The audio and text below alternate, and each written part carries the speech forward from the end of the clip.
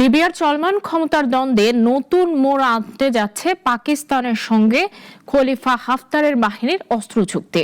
$4 billion এই সমঝোতা লিবিয়ার সামরিক ভারসাম্য কতটা বদলাতে পারে সেই বিশ্লেষণ থাকছে আজকের প্রতিবেদনে।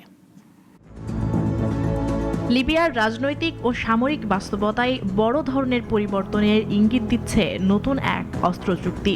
আন্তর্জাতিক বার্তা সংস্থা রয়টার্সের তথ্য অনুযায়ী পাকিস্তান লিবিয়ার পূর্বাঞ্চল নিয়ন্ত্রণকারী জেনারেল খলিফা হাফতারের নেতৃত্বাধীন লিবিয়ান ন্যাশনাল আর্মির সঙ্গে $4 বিলিয়ন বেশি মূল্যের সামরিক সরঞ্জাম সরবরাহের চুক্তি করেছে।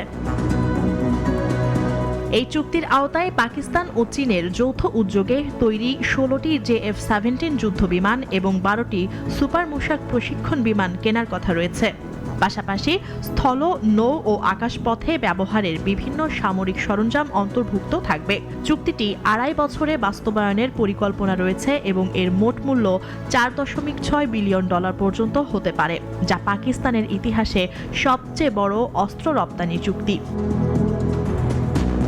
গত সপ্তাহে পাকিস্তানের সেনাপ্রধান ফিল্ড মার্শাল আসিম মুনির লিবিয়ার বেনগাজি সফর করেন। সেখানে তিনি খলিফা হাফতারের ছেলে সাদ্দামের সঙ্গে সাক্ষাৎ করেন এবং ওই সফরেই চুক্তিটি চূড়ান্ত হয় বলে জানিয়েছে রয়টার্স।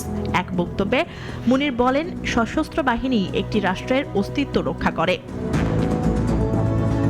বর্তমানে লিবিয়ার পূর্বাঞ্চল হাফতারের নিয়ন্ত্রণে থাকলেও পশ্চিমাঞ্চল শাসন করছে ত্রিপোলো ভিত্তিক জাতিসংঘ স্বীকৃত সরকার। নতুন এই অস্ত্র চুক্তি দেশটির সামরিক শক্তির ভারসাম্যে বড় পরিবর্তন আনতে পারে বলে মনে করছেন বিশ্লেষকরা।